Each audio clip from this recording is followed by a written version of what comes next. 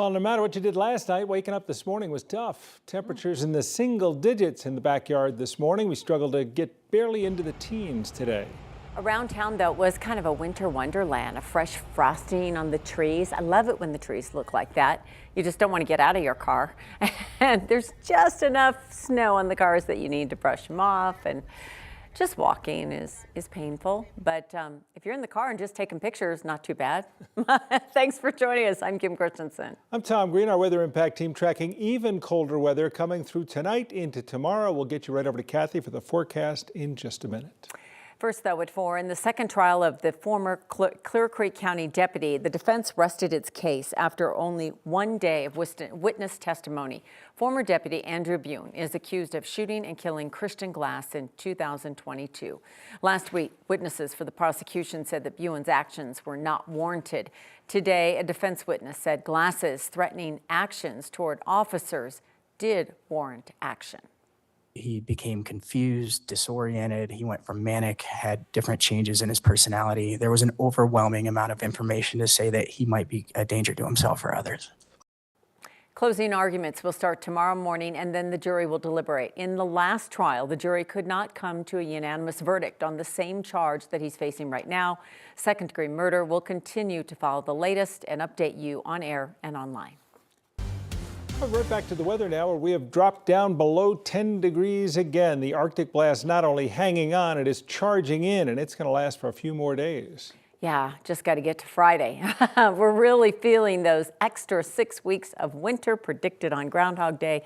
Not that that mattered. I think we were going to get it no matter what, Kathy. Especially the way this winter has been going, right? Oh, my goodness.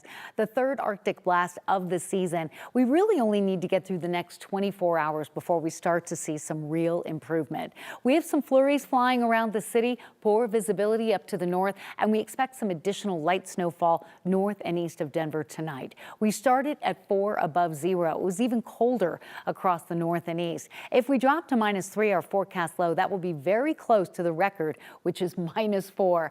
That's where we'll start off tomorrow morning, probably the coldest night tonight. We're currently in the single digits, 8 degrees in Denver. Factor in the wind, and we have wind chills 5 to 10 below, but 20 to 30 below in northeastern Colorado, western Nebraska, and Kansas, where extreme cold warnings are in effect and cold weather advisories. All of this east of Denver, but certainly a big deal for farmers and ranchers bracing for more snow across northeastern Colorado. Denver, I think, misses out on it. A few light flurries. The best chance of accumulating snow will be north of us, Fort Morgan, up toward the Greeley area and out toward Sterling and Ogallala. Skies will clear a little bit tonight, and the snow modeling, not overly excited for snow for Denver, but the most impactful amounts, again, will be to the north and east of us late tonight into tomorrow.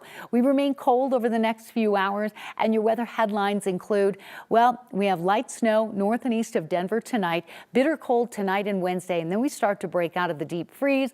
We have another round of mountain snow coming in. The timing and impact of all of this just ahead.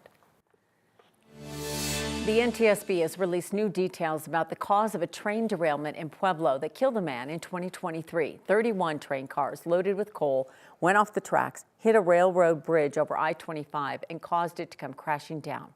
One of the 6 cars that fell onto the interstate landed on a semi-truck, killing the 60-year-old driver. The final NTSB report shows 2 rail sections broke apart because the welding wasn't done correctly.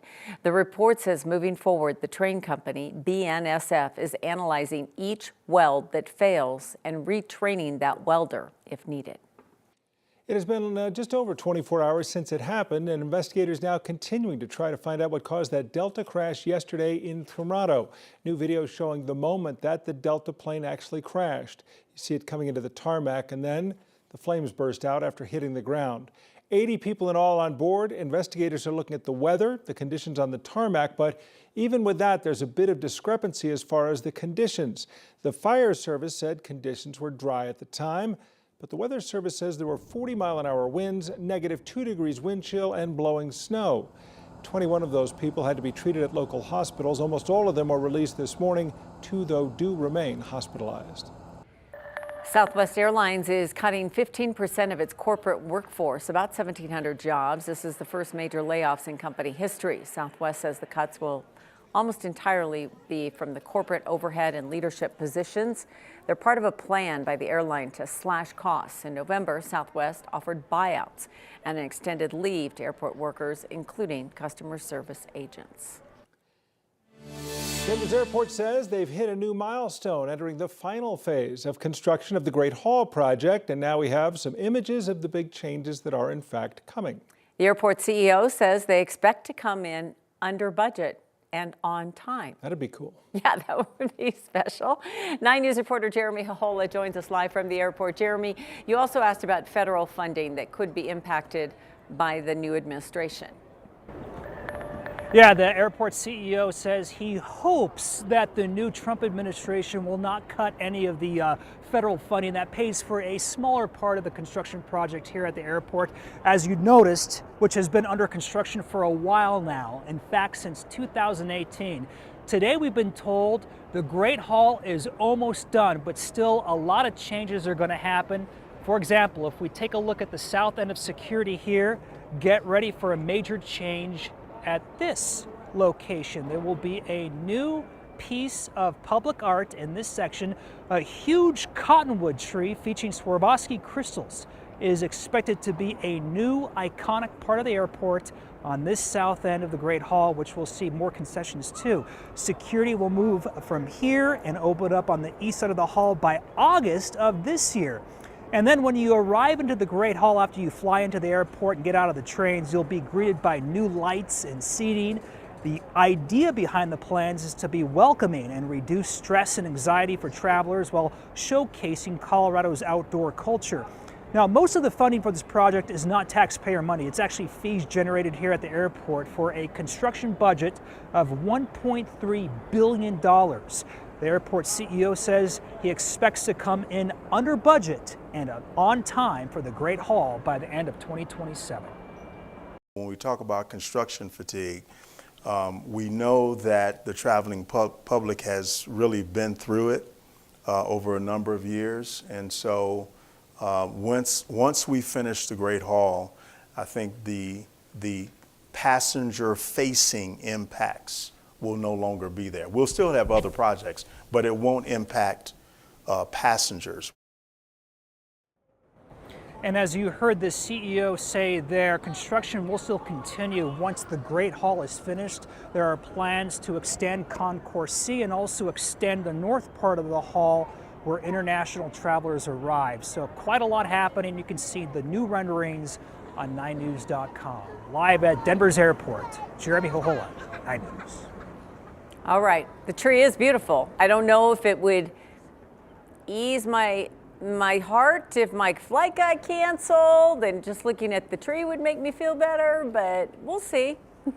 There's gonna be lights pointing at the crystal leaves. It's gonna generate rainbows. Okay. So yeah, maybe. you need rainbows Yeah. if your flight's canceled. Okay, thanks, Jeremy. Yeah.